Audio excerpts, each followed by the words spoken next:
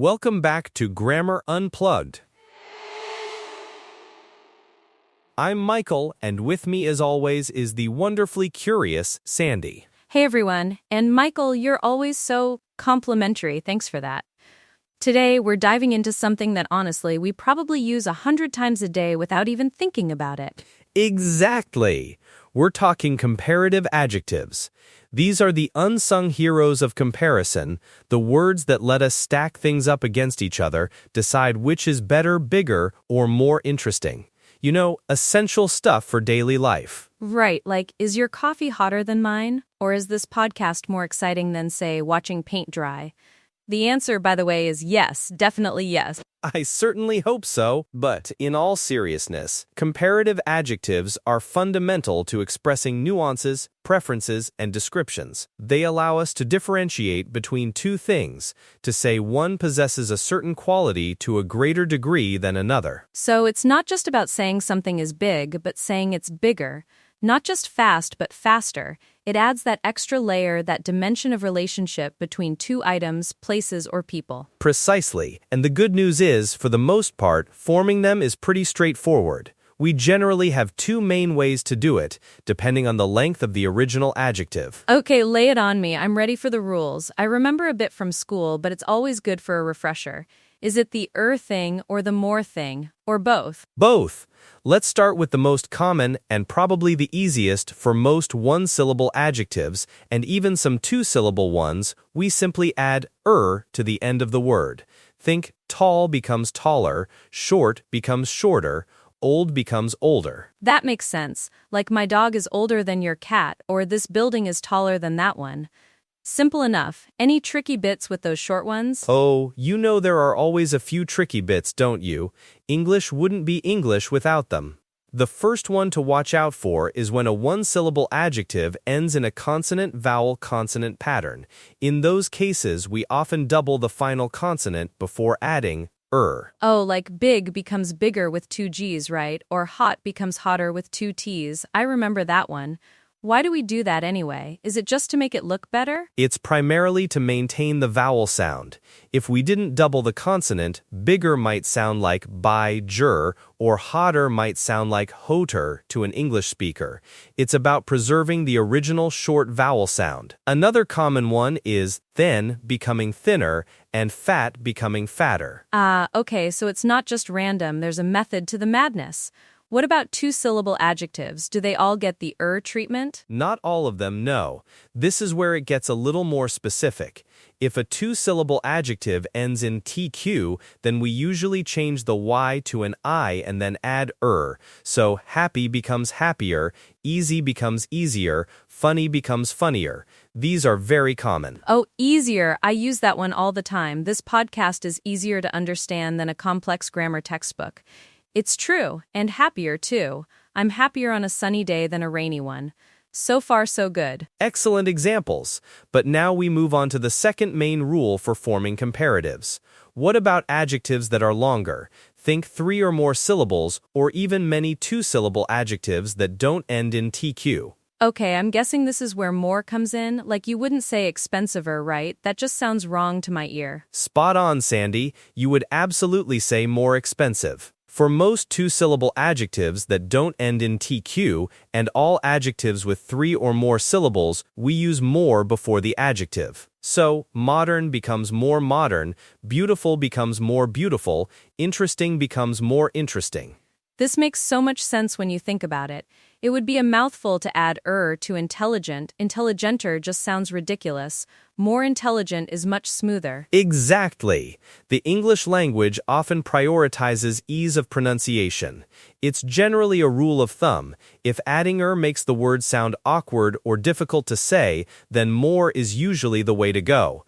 Consider careful. You wouldn't say carefuler, you'd say more careful. Same with famous, more famous, not famouser. So it's really about the syllable count and that TQ ending. If it's short, if it's long, more. Got it. But wait, I'm sensing a but coming. Are there always exceptions in English grammar? Oh, Sandy, you know me too well.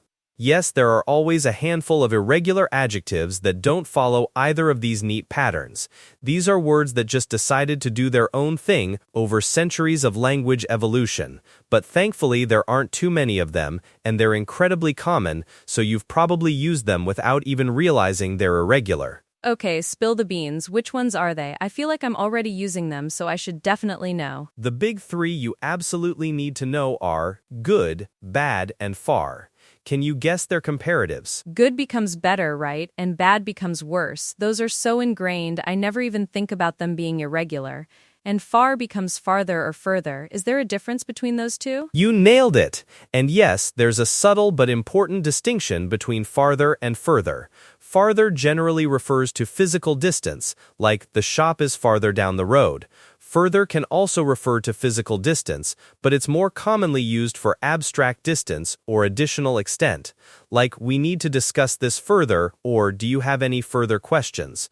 Most people use further for both and it's generally accepted, but it's good to know the difference for precision. That's super helpful. I always wondered about that. So my house is farther from the city center than yours, but I need further information before I make a decision. Got it. Any other sneaky irregulars? Well, little meaning small amount becomes less, and many or much becomes more. But those are also pretty intuitive, aren't they? You wouldn't say mucher money, it's more money, and less water, not littler water. Right, those just sound natural. It's amazing how much of language we absorb just by hearing it. But it's good to know the underlying rules. So, we've got the adjective form sorted. What else do we need when we're comparing? Excellent question, because simply saying this car is bigger often isn't enough. We need to complete the comparison, and for that, we almost always use the word than, than. This car is bigger than that one. She is happier now than she was last year. Ah, the crucial than. I see people sometimes get than and then mixed up, which is a common mistake, isn't it? Than is about time sequence, but than is strictly for comparison. Absolutely. It's a very common point of confusion. Remember, if you're comparing, it's always then he runs faster than I do. This book is more interesting than the movie. It's the glue that connects the two items being compared. So to recap the structure, first item, verb, comparative adjective, than, second item. Is that usually how it goes? That's a perfect summary for the basic construction. You've got it down. Let's think about some common pitfalls or nuances. Sometimes people try to use both more and together. For instance, more taller or more faster. That's a big no-no. Oh yeah, that's called a double comparative, right? It's like saying more gooder. You definitely wouldn't say that. It's redundant and incorrect. Precisely. Pick one or the other depending on the adjective. And another thing to keep in mind is context. We use comparatives when we're explicitly comparing two things. If you're just describing one thing without direct comparison, you stick to the original adjective. It's a big house versus it's a bigger house than mine. That makes perfect sense. No need to bring in the comparative form if there's nothing to compare it to. So, we've talked about forming them, using than, and avoiding double comparatives.